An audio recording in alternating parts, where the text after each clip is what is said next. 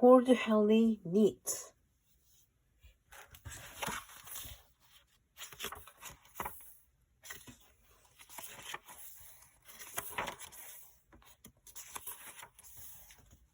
Chapter 1. Scratch, scratch, scratch.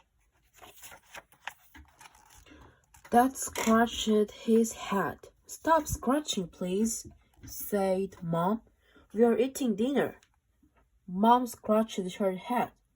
Stop scratching, please, said Dad. We are eating dinner. Henley scratched his head. Stop scratching, Henley, said Mom and Dad. Uh-oh, said Mom. She put down her poke and frowned at Henley. Henley, do you have needs again? Of course not, said Henley. Come over to the sink, Henley, said Mom. Why? Said Henley. I need to check your heads. Henley dragged his feet over to her as slowly as possible. It's not fair, he thought. It wasn't his fault Nits loved him. Henley's head was a gathering place for Nits far and wide. They probably held Nit parties. There are foreign Nits visited him on their holidays. Mom dragged the knit comb across Henley's head. She made a face and groaned. You're crawling with knits, Henley, said Mom. Oh, let's see, said Henley. We always liked counting how many knits he had. 1, 2, 3, 45, 46, 47. He counted, dropping them on the paper towel. It's not polite to count knits, said his younger brother, Perfect Peter, wiping his mouth with his spotless napkin. Is it, Mom? It certainly isn't, said Mom. Chapter 2. Dad dragged the knit comb across his head and made a face. Ugh, said Dad. Mom dragged the comb through her head. Black, said Mom. Mom combed Perfect Peter's hair. Then she did it again, and again, and again. No needs, Peter, said Mom, smiling. As usually, well done, darling. Perfect Peter smiled more modestly. It's because I wash and comb my hair every night, said Peter. Henley growled. True. His hair was filthy, but then Nits love clean hair, said Henley. No, they don't, said Peter. I've never ever had Nits. We'll see about that, thought Henley. When no one was looking, he picked a few nits off the paper towel. Then he wandered over to Peter and casually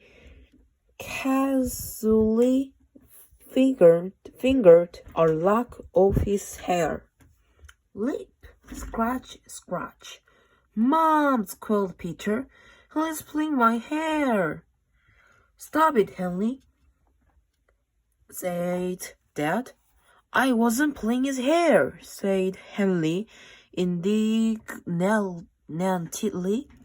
I just wanted to see how clean it was. And it is so lovely and clean, added Henley sweetly. I wish my hair was as clean as Peter's. Peter beamed. It was often that Henley said anything nice to him.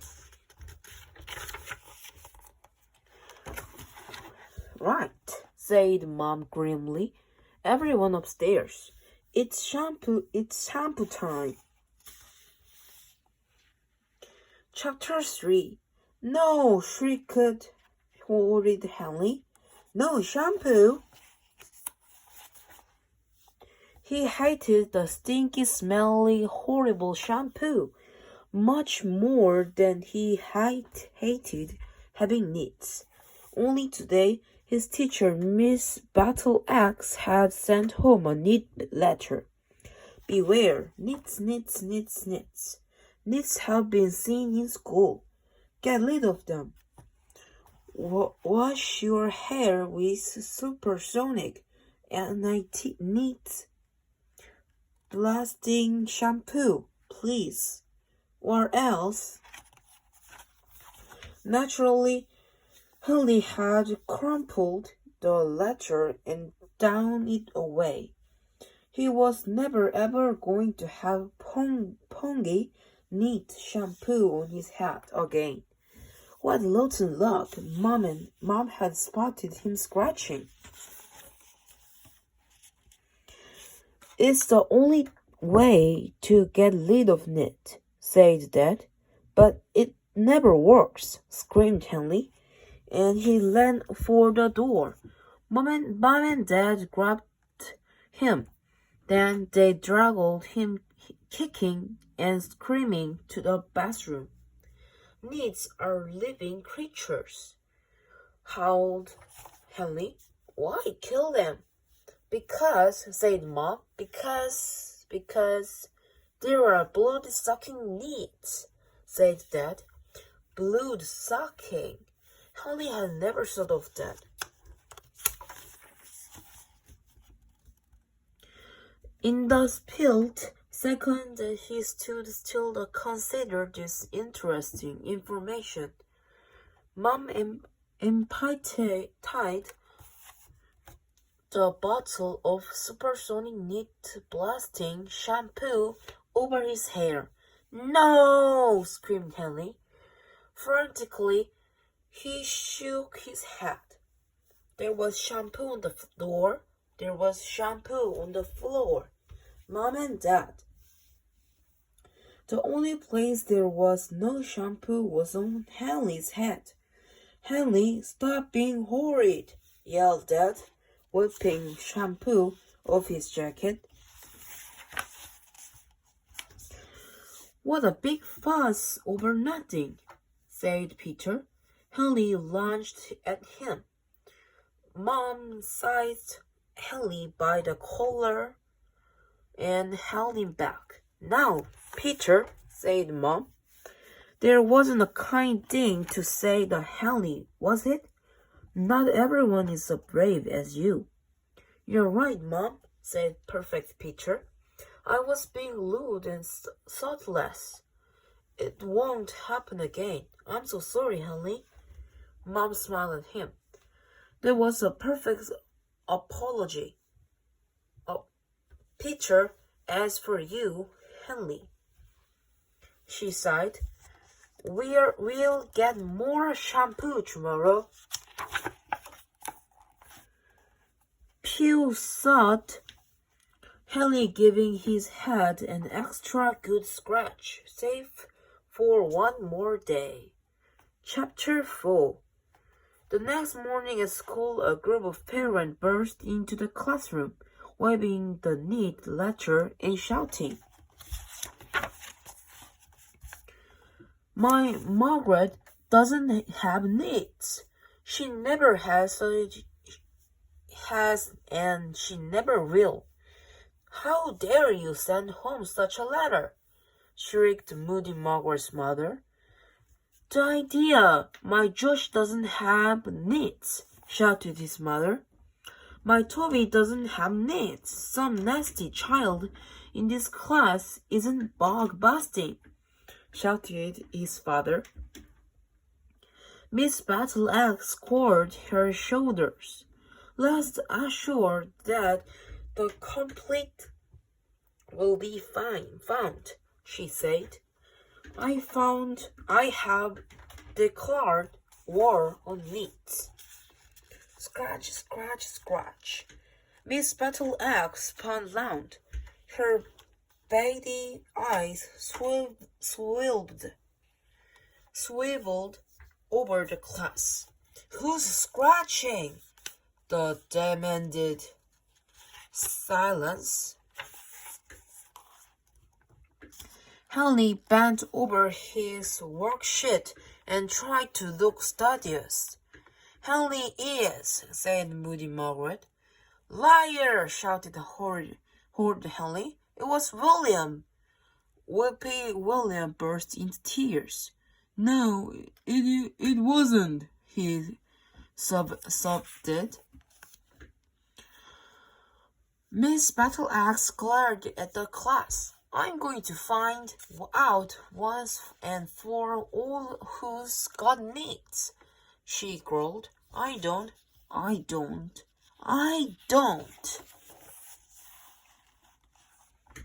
Silence, ordered Mrs. Battleaxe. Nora, the knit nurse, is coming this morning. Who's got Nits? Who's not bug bursting? We'll all find out soon. Uh-oh, said Henley. Now I'm sunk. There was no escaping Nitty Nora Bug Explorer and in her ferocious comes. Everyone would know he had the Nits. Lord Larpa, who never stopped teasing him. He'd be shampooed every night. Mom and Dad would find out about all the neat letters he'd thrown away. He could, of course, get a tummy ache double quick and be sent home. But Auntie Nora had a horrible way of remembering whose head she hadn't checked and then combing it in front of the whole class. He could run screaming out of the door saying he'd caught mad cow disease, but somehow he didn't think Mrs. Battleaxe would believe him. There was no way out. This time he was well and truly stuck, unless suddenly Henley had a wonderful, spectacular idea.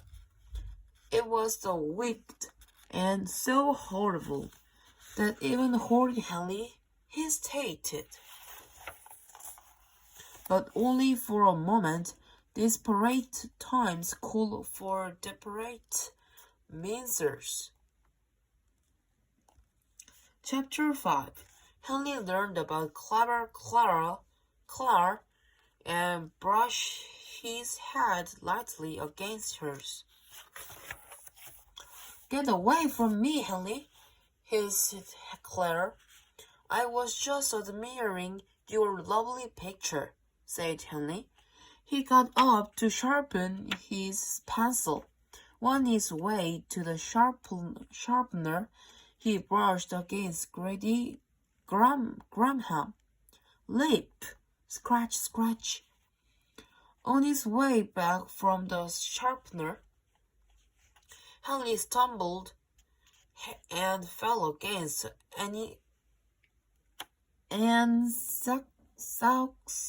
Andrew. Lip, scratch, scratch. Oh, yelped Andrew. Sorry, Andrew, said Henley. What big clumsy feet I have. Oops, he added, tripping over the carpet and banging heads with Sweepy William. Lip, scratch, scratch. Whoa, wailed William. Sit down at once, Henley, said Miss Battleaxe. William, stop scratching. Bert, how do you spell cat? I don't know, said Beefy Bert. Horrid Henley leaned across the table and put his head close to Bert's. C-A-T, he whispered helpfully. Leap, scratch, scratch. Then Henley raised his hand. Yes, said Miss Battle-Axe. I don't understand these instructions, said Henley sweetly. Could you help me, please? Miss Battle-Axe frowned. She liked to keep as far away from Henley as possible. Reluctantly, she came closer and bent over his work. Henley leaned his head near hers. Leap, scratch, scratch. Chapter 6. There was a pounding at the door. Then Nitty Nora marched into the classroom, bristling with combs and other instruments of tool true. Line up, everyone, said Miss Battle-Axe, patting her hair. The knit nurse is here. Lads, thought Henley. He'd hardly started. Slowly, he stood up. Everyone pushed and shoved to be first in line. Then a few children remembered what they were lining up for and stamped it toward the back. Henley seized the chance and took it. He charged through the squabbling children, brushing against everyone as fast as he could. Leap, scratch, scratch. Leap, scratch, scratch. Leap, scratch, scratch. Henley shouted Mrs. Battle-Axe. Stay in playtime. Now go to the end of the queue. The last of you stop this nonsense at once. Moody Margaret had fought the longest and hardest to be first. Proudly, she presented her hat to Nitty Nora. I certainly don't have knits, she said. Nitty Nora stuck and combed. Knits, she announced, stuffing a knit note into Margaret's hand. For once, Margaret was too shocked to speak. But, she guessed. Tee-hee, thought Henley. Now he wouldn't be the only one. Next, said Nitty Nora, he stuck his comb in Lord Larpa's greasy hair. Knit, she announced. Neat face, hissed Henley, beside himself with glee. Nits, said Nitty Nora, poking her comb into lazy Linda's mop. Knit, said Nitty Nora, prodding greedy Graham's fizzy fare. Knits, knits, knits, knits, knits. She continued pointing at Whippy William, Clever Claire, Sore Susan, Biffy Bert, and Dizzy Dave. Then Nitty Nora back on to Miss Battle-Axe. Teachers too, she ordered. Miss Battle-Axe just dropped. I have been teaching for 25 years and I have never had knits, she said. Don't waste your time checking me. Nitty Nora ignored her protest and stuck in the combo. She said, and whispered in Miss Battle-Axe's ear. No! Howled Mrs. Battle-Axe. No! Then she joined the line of whipping William, wailing children clutching their knits notes. Alas, it was Henley's turn. Nitty Nora stuck her comb into Henley's tangled hair and dragged it across his scarf. She combed again and again and again. "Don't it?" said knitting Nora. "Keep up the good work, young man." "I sure will," said Henley. Horrid Henley skipped home, waved his certificate. "Look, Peter," crowed Henley. "I'm Nits. Free!" Perfect Peter burst into tears. "I'm not," he wailed. "Hard luck," said Horrid Henley. Thank you for the watching. Bye bye.